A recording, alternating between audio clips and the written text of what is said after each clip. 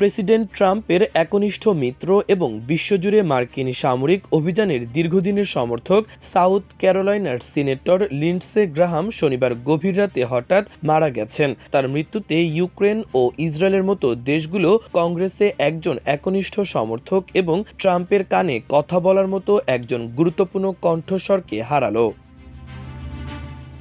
এর মাত্র কয়েক ঘন্টা আগে মার্কিন প্রেসিডেন্ট ডোনাল্ড ট্রাম্পের সঙ্গে ফোনালাপে তিনি বলেছিলেন, আমার এখনো মরার সময় হয়নি, এখনই আমি মরতে পারি না, এখনো আমার অনেক কাজ বাকি।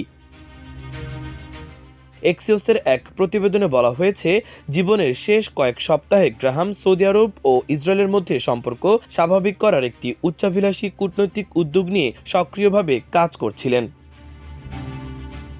প্রতিবেদন অনুযায়ী ট্রাম্পের সঙ্গে সর্বশেষ ফোনালাপে গ্রাহাম সম্প্রতি ইউক্রেন সফরের বিষয়ে তাকে অবহিত করেন। সফরকালে তিনি একটি সামরিক ড্রোন উৎপাদন কেন্দ্র পরিদর্শন করেন এবং ইউক্রেনের প্রেসিডেন্ট ভ্লাদিমির জেলেনস্কির সঙ্গে বৈঠক করেন। পাশাপাশি রাশিয়ার বিরুদ্ধে নতুন নিষেধাজ্ঞা সংক্রান্ত একটি বিল সিনেটে পাশ করানোর পরিকল্পনা নিয়েও আলোচনা করেন।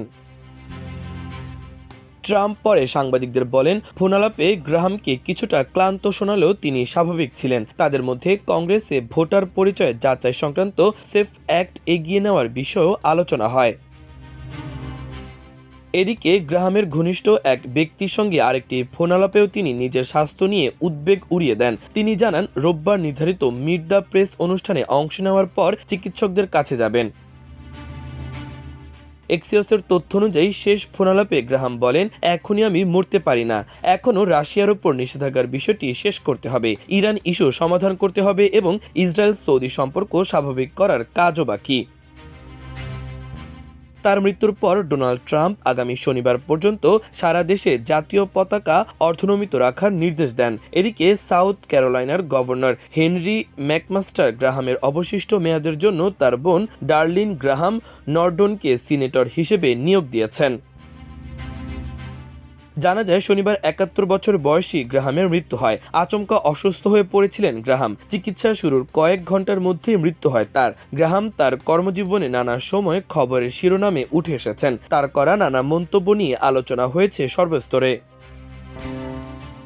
চলতি বছরের জানুয়ারি মাসে ভারতের ওপর ৫০০% শুল্ক চাপানোর কথা বলেছিলেন গ্রাহাম। ইরানের আয়াতুল্লাহ আলী খামেনিকে হত্যা করার পরামর্শ দিয়েছিলেন তিনি। ইরানে হামলার প্রসঙ্গে এক সাক্ষাৎকারে তিনি বলেছিলেন, আমি যদি আমেরিকার প্রেসিডেন্টের জায়গায় থাকতাম তবে যারা গণহত্যা করছেন তাদের খুন করতাম।